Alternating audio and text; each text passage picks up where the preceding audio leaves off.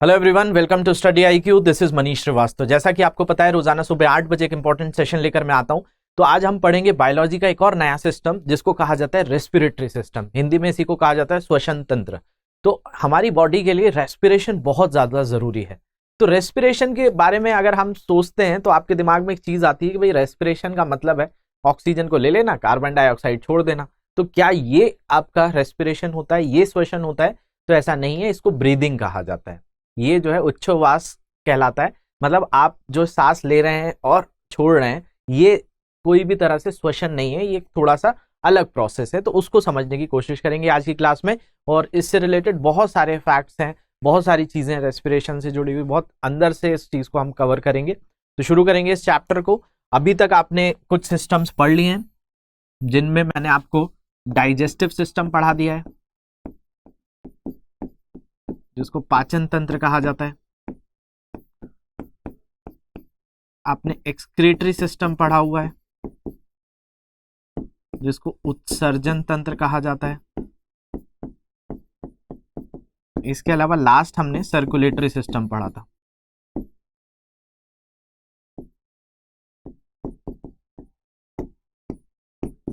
परिसंचरण तंत्र। और अब जो हम पढ़ रहे हैं इसको कहा जाता है श्वसन तंत्र।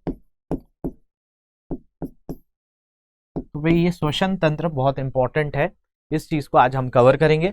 उससे पहले जो लास्ट सेशन में मैंने केमिस्ट्री पढ़ाया था आपको, उसके कुछ एमसीक्यूज दिए हुए थे, उनको पहले सॉल्व कर लेंगे और उसके बाद इस चैप्टर को प्रोसीड करेंगे। तो ये तीन जो है आपके सिस्टम्स, इन पे हम क्लास ले चुके हैं। इनके प्रीवियस ईयर क्वेश्चंस एमसीक्यूज को भी बहुत अच्छे से सॉल्व कर चुके हैं। आज की क्लास में जो है रेस्पिरेटरी सिस्टम को बहुत थरोली पढ़ेंगे और इसके बारे में एक बेसिक इंफॉर्मेशन, एक बेसिक समझ हमारी डेवलप करेंगे। तो शुरू करते हैं सेशन। इसके अलावा कोई डाउट्स होंगे, इन सोशल मीडिया हैंडल पे मुझसे जुड़ सकते हैं। लेक्चर की पीडीएफ ऊपर दिए गए टेलीग्राम ग्रुप से आप डाउनलोड करेंगे। तो शुरू करते हैं। सबसे पहला जो क्वेश्चन मैंने लास्ट सेशन में दिया था वो था कि a non metal use to preserve food material. तो भाई जो खाद्यान्न पदार्थ होते हैं, खाद्य सामग्री, उनको संरक्षित करने के लिए प्रयुक्त एक अधातु कौन सी है? मतलब ऐसा कौन सा नॉन मेटल है जिसको यूज किया जाता है फूड प्रिजर्वेशन में? तो भाई फूड प्रिजर्वेशन अगर हम बात करें तो बहुत सारी चीजें हम ऐसी है रोजमर्रा के जीवन में जहां पर हम फूड प्रिजर्वेटिव्स का इस्तेमाल करते हैं। मतलब ऐसी कोई भी, अगर आप पैकेट फूड ले रहे हैं, पैकेज फूड का मतलब जैसे आप चिप्स खाते हैं, कोल्ड ड्रिंक्स पीते हैं, या कोई भी तरह का XYZ आपको सुपरमार्केट में कोई प्रोडक्ट देखने मिल रहा है जो पैक्ड है, और वो आपको हो सकता है कि किसी भी तरीके से नेचर से ही मिल रहा है, तो उनके अंदर प्रिजर्वेशन के लिए हम क्या यूज करते हैं? नाइट्रोजन का इस्तेमाल करते हैं। तो एक क्वेश्चन पूछा गया था कि भाई किसका इस्तेमाल किया जाता है? तो नाइट्रोजन का इस्तेमाल करके क्या किया जाता है? खाद्य सामग्री का संरक्षण किया जाता है। तो इसका आंसर ये हो गया। नेक्स्ट क्वेश्चन था pick the statement which is correct about the non metals. भाई आधातुओं के बारे में कौन सा कथन है जो सही है? Bromine is an example of liquid non metal. अब ब्रोमीन जो होता है वो आपका लिक्विड स्टेट में मिलता है। ये लिक्विड जो है मतलब द्रव अवस्था में पाया जाता है। बाकी ये या तो नॉन मेटल सॉलिड होंगे या फिर गैस होंगे। तो ये इस तरीके से चलता है। इसके अलावा graphite is a good conductor of electricity. Graphite जो है वो क्या है? कार्बन का ही एक रूप है, एलोट्रॉप जिसको कहा जाता है। तो ये इसके अंदर से करंट फ्लो हो जाता है, ये एक्सेप्शन है। तो ग्रेफाइट विद्युत का सुचालक है। इसके अलावा most of the non metal oxides are acidic.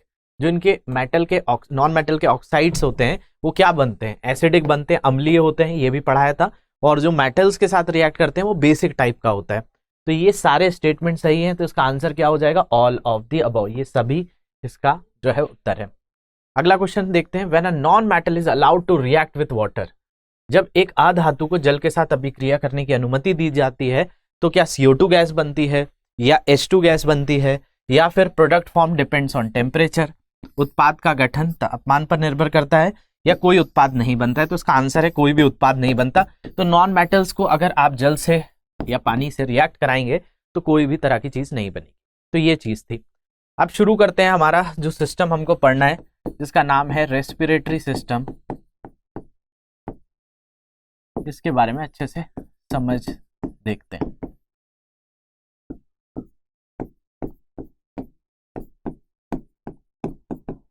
तो तो अब हम जो पढ़ने जा रहे हैं वो है श्वसन तंत्र। अगर श्वसन तंत्र की बात करें तो भाई ये बना है 3 भागों से।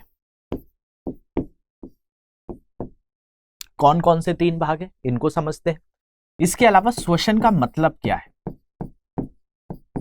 श्वसन या रेस्पिरेशन एक ऐसी प्रोसेस है, एक ऐसी प्रक्रिया है जिसमें क्या होता है कि भाई आप कुछ ऐसी चीज करते हैं, मतलब हमारी बॉडी में जो भी हम रेस्पिरेशन करते हैं, श्वसन करते हैं, उस श्वसन के कारण हमारी बॉडी के अंदर मेटाबॉलिक एक्टिविटीज होती है। अब आपके दिमाग में आ रहा होगा ये मेटाबॉलिक एक्टिविटीज का मतलब क्या है।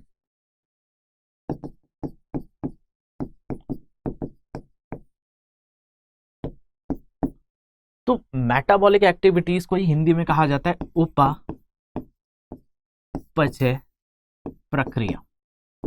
अब हमारे बॉडी के अंदर फूड गया, भोजन गया, भोजन को शरीर ने पचाया, पचाने के बाद उससे जो ग्लूकोज बना आपके रक्त में गया और रक्त ने सारी जगह पे उसको पहुंचा दिया। अब देखा जाए तो ये जो ऊर्जा बनती है, आपको मैंने सेल्स में पढ़ाया था माइटोकॉन्ड्रिया में बनती है। तो हमारी बॉडी में क्या होता है, 2 तरह के श्वसन होते हैं। श्वसन में एक होता है ऑक्सीकृत श्वसन और एक होता है अनाक्सीकृत श्वसन। मतलब एक होता है एरोबिक रेस्पिरेशन, एक होता है एनएरोबिक रेस्पिरेशन। अब देखिए इस पे ही थोड़ी सी बात करनी है हमको, ध्यान से समझेंगे इसको।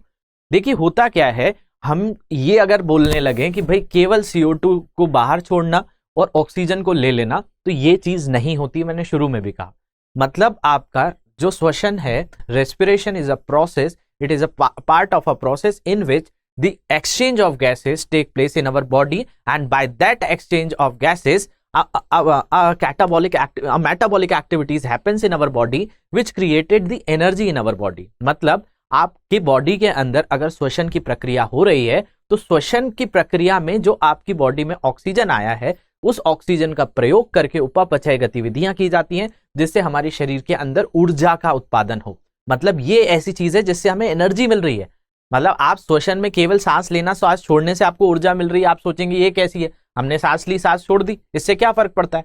तो आप सोचिए ना, अगर आप ऐसी कहीं पर है जहां पर आपको ऑक्सीजन ना मिलना बंद हो जाए, आप थोड़ी देर दौड़ लगाते रहिए, बहुत देर, अगर आपने भरपूर भोजन किया हुआ है, अगर आप दिन भर उसी अवस्था में रह सकते थे, आपको किसी भी तरह की भोजन की आवश्यकता नहीं थी, जल की आवश्यकता नहीं थी, किसी एक जगह बैठे थे, लेकिन आपने दौड़ना चालू किया, आपके शरीर में ऊर्जा है, लेकिन दौड़ते दौड़ते दौड़ते दौड़ते आप एक जगह जाकर थक क्यों जाते हैं? वो इसलिए थक जाते हैं क्योंकि आपकी बॉडी में ऑक्सीजन की सप्लाई बंद हो जाती है। और ऑक्सीजन के जो एब्सेंस में, मतलब उसकी अनुपस्थिति में होता क्या है कि आपके जो भी कोशिकाएं हैं, कोशिकाओं के अंदर, माइटोकॉन्ड्रिया के अंदर ऑक्सीकृत श्वसन नहीं हो पाता, और ऑक्सीकृत श्वसन के नहीं होने के कारण हमारी बॉडी में ATP के रूप में जो ऊर्जा बनती है 38 ATP, वो बनती ही नहीं है। और जब कार्बन डाइऑक्साइड के फॉर्म में हमारी बॉडी में माइटोकॉन्ड्रिया में प्रोसेस होता है, अनऑक्सीकृत श्वसन होता है, तो उससे जो है आपकी 4 ATP की ऊर्जा होती है, जिसमें 2 ATP तो वही पूरी प्रक्रिया में लग जाता है और लैक्टिक एसिड बनता है, इसलिए आपको थकान होने लगती है। तो केवल आप याद रखेंगे कि श्वसन की प्रक्रिया का मतलब ये नहीं है कि सांस लेना सांस छोड़ना, ये एक उससे ऊपर प्रक्रिया है जिसके अंतर्गत हमारे शरीर के अंदर ऊर्जा का जो है उत्पादन होता है। तो देखा जाए तो आपसे कोई पूछे कि भाई श्वसन तंत्र को आप कितने भागों में बांट सकते हैं, तो आप एक जो है वेसल्स की बात कर सकते हैं, एक कुछ नलियां हैं, कुछ वाहिकाएं हैं जो इनसे जुड़ी हुई हैं। अब ये वाहिका क्या है? जैसे आपके नाक में छिद्र है, आपके मुंह में, आप मुंह से भी सांस ले सकते हैं, नाक से भी सांस ले सकते हैं, फिर गले से आपकी श्वास जो है फेफड़ों तक पहुंच रही है, और फेफड़ों के बाद ये ऑक्सीजन आपके खून में चला जा रहा है। तो बेसिकली अगर देखा जाए तो एक तो ये चीज है कि जो ऑक्सीजन हमारे शरीर में आ रहा है उसको पहुंचाने के लिए कोई ना कोई तो रास्ता चाहिए, तो हम इसकी बात कर रहे हैं वेसल्स की, वाहिकाओं की। इसके अलावा दूसरी एक इंपॉर्टेंट चीज है हमारी बॉडी में जिसको कहा जाता है लंग्स, जो फेफड़ा है हमारा, तो फेफड़े भी बहुत महत्वपूर्ण है, दूसरा अंग। और तीसरे हैं मस्कुलर, मतलब पेशी जो अंग है हमारे। मतलब ये 3 चीजें हमारे श्वसन में काम करती हैं। एक तो जिनसे हमारी श्वास निकल कर जा रही है, दूसरी चीज जो हमारे फेफड़े में, तीसरी हमारे जो मस्कुलर है कि भाई इन मसल्स के अंदर से ये ऑक्सीजन कहीं ट्रांसफर हो पा रहा है, ये हमारे शरीर में अंदर कैसे आएगा, बाहर कैसे जाएगा, तो ये मसल्स हेल्प करती हैं। आप मसल्स के थ्रू हमारे जो फेफड़ों के नीचे ही एक डायफ्राम लगा होता है जो इसको जो है एक बार सिकोड़ता है फिर फैलाता है। जब हमें ऑक्सीजन लेनी है तो अगर आप नॉर्मली एक प्रोसेस करके देखिए, जब आप श्वास लेंगे तो श्वास लेने पे क्या होता है, श्वास लेने पर हमारा जो फेफड़ा है वो श्रिंक होता है और ऑक्सीजन को हमने अंदर कर, जब हम सांस छोड़ते हैं तो वो फूल जाता है। तो ये जो है ये मसल्स ही तो हेल्प करती हैं, वहां फेफड़े भी मदद करते हैं और फिर कुछ वाहिकाएं हैं जिनके थ्रू ये सारी चीजें आती हैं। तो इस तरीके से आप बता सकते हैं। अगर हम श्वसन तंत्र को देखना चालू करें तो भाई इसमें कुछ चीजें हैं, मस्तिष्क से भी ये कंट्रोल होता है पूरा का पूरा। इसके अलावा अगर हम बात करें हमारे मुख से और नासिका के छिद्र से, दो जगह से हम जो है श्वास ले सकते हैं। तो यहां पर आपकी एक चीज होती है गले के पास जिसको कहा जाता है ग्रसनी, फेनिक्स जिसको कहा जाता है, और उसके नीचे जो होता है इसको स्वर यंत्री कहा जाता है जिसको लेनिक्स कहा जाता है। इसके अलावा इसी मार्ग से आपके दो रास्ते निकल जाते हैं। ये जो है आपका हृदय होता है। अगर हम यहाँ पे बात करें तो ये आपको हृदय दिख रहा है, आपका हार्ट दिख रहा है। तो हार्ट जो होता है थोड़ा सा किस तरफ होता है, तो बाईं तरफ होता है, लेफ्ट साइड होता है। इसलिए आपके जो है शरीर में दो फेफड़े बताए जाते हैं। तो दो फेफड़ों में जो आपका बायां फेफड़ा होता है वो छोटा होता है, दायां फेफड़ा बड़ा होता है। मतलब आपकी बॉडी के अंदर जो राइट लंग्स है उसका साइज बड़ा होगा, लेफ्ट लंग्स का साइज छोटा होगा, क्योंकि यहां हार्ट होता है। अब देखिए होता क्या है कि इसी के नीचे आने पर आपको ब्राकी या ब्रोंकाई देखने मिलती हैं। फिर आपकी इंटरकोस्टल पेशियां होती हैं, कुछ मसल्स होती हैं जिनके कारण आपके फेफड़े बंद चालू होते हैं। फिर नीचे एक डायफ्राम होता है जो इसको नीचे आने नहीं देता और ऊपर की तरफ रखता है। इसके अलावा जो पसलियां होती हैं इसको पूरा प्रोटेक्ट करके रखती हैं। इन्हीं के अंदर छोटी छोटी मसल्स होती हैं, प्लूरो कहा जाता है, और श्वसन नालिका जिनको ब्रोंक्यूल्स कहा जाता है। और एक बहुत ही इंपॉर्टेंट चीज इसमें होती है जिसको एल्वियोली कहा जाता है। तो ये इनके अंदर इस तरह से आपको दिख पा रहे होंगे, अलग अलग जो है रास्ते निकले हुए हैं, इन्हीं को एल्वियोली भी कहा जाता है। तो ये पूरा का पूरा अगर देखा जाए तो ये रास्ते हैं, इन रास्तों में लेनिक्स, फेनिक्स, ये सारी चीजें, ब्रोंकाई, ब्रोंक्यूल्स ये आ रहे हैं, एल्वियोली भी आता है। तो ये सारी चीजें जुड़ी हुई हैं। तो हम जो यहाँ पर बात कर रहे थे कि एक तो चीज है कि एक रास्ता हो गया, दूसरा खुद लंग्स हो गया, कुछ मसल्स हो गई। तो इन तीनों चीजों से मिलकर आपका जो है श्वसन होता है। अब देखा जाए तो भाई श्वसन होने से आपके शरीर में क्या बननी चाहिए, ऊर्जा बननी चाहिए, एनर्जी फॉर्म होनी चाहिए। यही इसका पूरा का पूरा लक्ष्य है इस श्वसन से। अगर हमें सांस नहीं मिलेगी तो हमारे लोगों की जो है कम ऑक्सीजन में, सुना होगा आपने कि मृत्यु तक हो जाती है। तो क्यों हो जाती है? तो देखा जाए तो हम जो भी श्वास लेते हैं उनमें सारी चीजें लेते हैं। ऐसा कहने की बात है कि हम सिर्फ ऑक्सीजन लेते हैं और कार्बन डाइऑक्साइड को छोड़ते हैं, ये आम बोलचाल की भाषा में होता है। हम जब श्वास लेते हैं तो श्वास के साथ लगभग 79% नाइट्रोजन भी लेते हैं, कार्बन डाइऑक्साइड भी लेते हैं, आर्गन, मतलब जो भी आपका वातावरण में गैस है वो सारी चीजें लेते हैं। लेकिन उसमें से ऑक्सीजन का शरीर इस्तेमाल कर लेता है। अगर कोई प्रदूषण वाली गैस लेंगे तो उससे शरीर पे असर होता है। वैसे ही जितना नाइट्रोजन एक ऐसा पदार्थ है जितना शरीर में आता है उतना ही बाहर चला जाता है। इसका कोई भी हम जो है उपयोग नहीं करते, उपभोग नहीं करते, इसको कंज्यूम नहीं करते। ये क्वेश्चन भी पूछा जाता है। इसके अलावा जो श्वसन की प्रक्रिया है, अब श्वसन तो 3 भागों में बटा हुआ था, आपने देख लिया कि भाई एक वाहिकाएं हैं, एक फेफड़े हैं और एक कुछ पेशियां हैं, कुछ मसल्स हैं। लेकिन अगर हम प्रोसेस ऑफ रेस्पिरेशन की बात करें तो इसको भी 3 तरह के भागों में बांटा जा सकता है। एक होता है बाह्य श्वसन, एक्सटर्नल रेस्पिरेशन, एक होता है अंतः श्वसन जिसको इंटरनल रेस्पिरेशन कहा जाता है, और एक होता है आपका ट्रांसपोर्टेशन ऑफ गैस। तो आपकी जो भी श्वसन की प्रक्रिया है इनमें 3 चीजें आएंगी। पहली चीज आएगी क्या, आपका एक्सटर्नल रेस्पिरेशन। इस एक्सटर्नल रेस्पिरेशन से ही क्या ट्रांसफर होना, CO2 और ऑक्सीजन। मतलब ये एक्सटर्नल है कि बाहर आपने निःश्वसन किया, अंतः श्वसन किया, तो ये जो चीज होती है ये बाह्य श्वसन में है। अंतः श्वसन में जो है आपका होता है एरोबिक रेस्पिरेशन और एनएरोबिक रेस्पिरेशन, मतलब ऑक्सीकृत श्वसन और अनऑक्सीकृत श्वसन। और ये जो है हमारे खून के माध्यम से, हमारे रक्त के माध्यम से ऑक्सीजन और डीऑक्सीजनेटेड ब्लड बहता है, जो मैंने आपको हार्ट के समय भी एक्सप्लेन किया था। इसके अलावा अगर हम बाह्य श्वसन की बात करें तो बाह्य श्वसन में एक चीज होती है जिसको कहा जाता है ब्रीदिंग।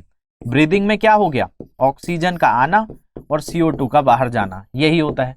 इसके अलावा गैसों का विनिमय, गैसों का विनिमय कहाँ होता है, तो गैसों का विनिमय याद करिए, मैंने आपको बताया था आर्टरी, धमनी, धमनी से ही जुड़े होते हैं, धमनिकाएं, आर्ट्रियोल, और फिर ये केशिकाओं में चले जाते हैं, इनसे ऑक्सीजन चला जाता है, फिर CO2 वापस आता है जो शिराओं के माध्यम से वापस से हार्ट पे जाता है, और हार्ट से लंग्स में जाता है, और लंग्स से वापस से बाहर जाता है। तो ये आपका बाह्य श्वसन के अंतर्गत होता है। तो हमारा ह्यूमन रेस्पिरेटरी सिस्टम जो है बहुत सारी चीजों से बना हुआ है, नेसल कैविटी से लेकर आपका माउथ से ये पूरा रास्ता दिया हुआ है, इन रास्तों से आपके फेफड़ों में पहुंचना, इन फेफड़ों में जो है हार्ट से रक्त पहुंचना, और फिर एक्सचेंज ऑफ गैसेस होना, ये सारी चीजें इसी से जुड़ी हुई हैं। इसमें हमारी पसलियां, रिब्स भी होती हैं, पैरेटल प्लूरल भी होता है, right lungs, left lung, trachea, ये सारी चीजें इसके अंग होते हैं। तो यही चीज हमको पढ़नी है। तो इन्हीं चीजों को आज हम जो है बहुत बेसिक फॉर्म में थोड़ा सा एक समझ विकसित कर रहे हैं कि भाई रेस्पिरेटरी सिस्टम में होता क्या है। तो इसलिए ये चीजें मैं आपको बता रहा हूं। अब देखिए हमारे शरीर में दो तरह के श्वसन होते हैं, एक ऑक्सी श्वसन होता है, एक अनऑक्सी श्वसन होता है। ऑक्सीजन की जो उपस्थिति में हो जाता है, मतलब जो ऑक्सीजन की प्रेजेंस में होता है, उसको एरोबिक रेस्पिरेशन कहा जाता है, और अनऑक्सी का मतलब एनएरोबिक। देखिए ये चीज मैं इसलिए बता रहा हूं कि आज की क्लास में हम जितने टर्म्स बात कर लेंगे, तो कल से जब हम इसको बहुत डिटेल में पढ़ना चालू करेंगे तो आपको ये मतलब समझ में आएंगे कि हमने एरोबिक बोला तो मतलब क्या, ब्रीदिंग बोला तो मतलब क्या, श्वसन बोला तो मतलब क्या। ये सारी चीजों में आप अंतर कर पाएंगे कि रेस्पिरेशन ब्रीदिंग में क्या अंतर है, अनऑक्सीकृत ऑक्सीकृत श्वसन में क्या अंतर है, एरोबिक रेस्पिरेशन एनएरोबिक में क्या है। तो देखिए ऑक्सीजन की उपस्थिति में जो होगा तो वो एरोबिक होगा, जो कार्बन डाइऑक्साइड की प्रेजेंस में होगा, क्योंकि ऑक्सीजन नहीं हुआ तो कार्बन डाइऑक्साइड ही बचा, ऑक्सीजन की इसमें आवश्यकता नहीं है। ग्लूकोज के पूर्ण ऑक्सीकरण से CO2 व जल बनता है। अब जब इसने इस्तेमाल कर लिया इस ऑक्सीजन का, तो ऑक्सीजन का इस्तेमाल करने के बाद शरीर में क्या बनी, CO2 बनी और जल बना। इसके अलावा पूर्ण ऑक्सीकरण नहीं होता, एल्कोहल तथा CO2 का निर्माण होता है। यहां पर लैक्टिक एसिड भी बनता है जिसके कारण थकान होती है। सभी जीवों में सामान्य रूप से पाया जाता है, सभी जीवों में ऑक्सी श्वसन होता है। इसके अलावा केवल कुछ पौधे, जंतुओं और उनके विशेष उत्तकों में अनऑक्सी श्वसन होता है। इसके अलावा ग्लाइकोलिसिस को छोड़कर सभी क्रियाएं माइटोकॉन्ड्रिया में होती हैं। मतलब ऑक्सी श्वसन में ग्लाइकोलिसिस प्रोसेस होता है, इसको भी मैं आगे चलकर समझाऊंगा, लेकिन बाकी चीजें माइटोकॉन्ड्रिया में ही होती है। माइटोकॉन्ड्रिया याद करिए, जो हम पढ़ चुके हैं, माइटोकॉन्ड्रिया में ही आपका पावर हाउस होता है। इसके अलावा सभी क्रिया कोशिका द्रव में होती हैं, मतलब साइटोप्लाज्म में होती हैं। ऊर्जा अधिक मात्रा में मुक्त होती है, लगभग 673 किलो कैलोरी, और यहाँ बहुत कम मात्रा में ऊर्जा मिलती है। इसलिए तो हम जब ऑक्सीजन नहीं मिलेगा तो हमारा ऊर्जा स्तर कम हो जाता है। एक अणु ग्लूकोज से 38 ATP अणु प्राप्त होते हैं, 38 ATP की ऊर्जा बनाता है, एडिनो ट्राइफॉस्फेट। और एक अणु से केवल 2 अणु जो है ATP प्राप्त होता है। वैसे 4 ATP प्राप्त होते हैं, लेकिन उस प्रक्रिया में भी 2 खर्च हो जाते हैं, तो बनते सिर्फ 2 ही हैं। तो ये इतना अंतर है ऑक्सीजन और आपका कार्बन डाइऑक्साइड के अंतर्गत, तो ये अंतर आपको पता होना चाहिए।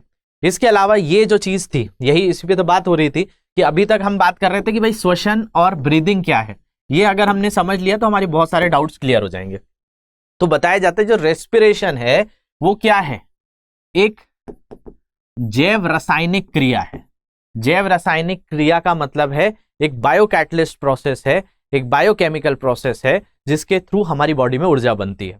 इसके अलावा ब्रीदिंग जो है एक भौतिक क्रिया है। भौतिक क्रिया, श्वास लेना, श्वास छोड़ना, श्वास लेना, श्वास छोड़ना। इस क्रिया में गैसों का आदान प्रदान होता है, लेकिन इसमें क्या बन रही है, इसमें बन रही है ऊर्जा, इसमें बन रही है एनर्जी। इसके अलावा इस क्रिया में ऊर्जा का उत्पादन होता है, जो मैंने बोला, जो ATP के रूप में संचित की जाती है। इसके अलावा ऊर्जा का उत्पादन नहीं होता। इसके अलावा यह क्रिया कोशिका के अंदर होती है। रेस्पिरेशन कहां होगा, तो कोशिका के अंदर होगा, कोशिका द्रव के अंदर, माइटोकॉन्ड्रिया के अंदर होगा, और ये क्रिया कोशिका के बाहर होती है। तो ये जो जब ऑक्सीकृत श्वसन हो जाता है तो बाय प्रोडक्ट के तौर पर CO2 बनता है और उसको बाहर निकालने में ब्रीदिंग काम करती है। इस क्रिया में एंजाइमों की आवश्यकता होती है, तो रेस्पिरेशन में एंजाइम्स भी पढ़ने होंगे, लेकिन इस क्रिया में कोई एंजाइम्स की आवश्यकता नहीं होती है। इसके अलावा श्वसन की क्रिया सभी जीवधारियों में होती है। स्वच्छोवास, जो इसको स्वच्छोवास ब्रीथिंग कहा जाता है, कि क्रिया केवल उच्च जंतुओं में होती है। तो ब्रीदिंग केवल उच्च जंतुओं में होती है, लेकिन रेस्पिरेशन जो है ये सभी जीवधारियों में होती है, उनकी कोशिकाओं के अंतर्गत होती है। अब हमारे लिए जो एक प्रमुख अंग है इससे जुड़ा हुआ, उसी को लंग्स कहा जाता है, फेफड़े कहा जाता है। लेकिन एक चीज पूछी जाती है, मैमल्स में क्या होता है, स्तनधारियों में क्या होता है, तो फेफड़े होते हैं। लेकिन मछली की अगर हम बात करें तो मछली में क्या पाया जाता है, तो उसके अंदर जो है ऑक्सीजन लेने के लिए गिल्स होती हैं, तो उसके अंदर गिल पाए जाते हैं, हमारे अंदर फेफड़े पाए जाते हैं। तो ये चीज आपको समझने आई होगी। तो कुछ क्वेश्चंस आज ले लेते हैं इसी से जुड़े हुए। पहला क्वेश्चन है, मैमल्स रेस्पायर बाय, स्तनधारी श्वसन करते हैं किससे, गिल से, ट्रेचिया से, स्किन से या लंग से, गलफड़े से, ट्रैकिया त्वचा या फेफड़े से। तो बहुत सिंपल सा क्वेश्चन है, अभी पढ़ाया मैंने। इसके अलावा site of gaseous exchange in lungs is, फेफड़ों में गैसीय विनिमय का स्थान कौन सा है, ब्रोंकियोल्स, ट्रैक्यूल्स, पल्मोनरी वीन या एल्वियोली। ब्रोंकियोल, ट्रैक्यूल्स फेफड़े की नस या फिर एल्वियोली, कहां पर जो है ये आपका गैसों का विनिमय होता है, एक्सचेंज ऑफ गैसेस कहां होती है। इसके अलावा which part of human body maintains the body temperature, मानव शरीर का कौन सा अंग शरीर के तापमान को बनाए रखता है। तो ये आपको बताना है, हृदय, फेफड़े, यकृत, गुर्दा। तो हार्ट, लंग्स, लिवर, किडनी, इनमें से कौन होता है, इसका आंसर जरूर करिए कमेंट सेक्शन में। इसके अलावा कोई doubts in social media handle पे जरूर पूछ सकते हैं। लेक्चर की पीडीएफ यहाँ ऊपर दिए गए टेलीग्राम ग्रुप से डाउनलोड करेंगे। होप चीजें आपको क्लियर हो गई होंगी। Thank you very much for watching this, have a great day.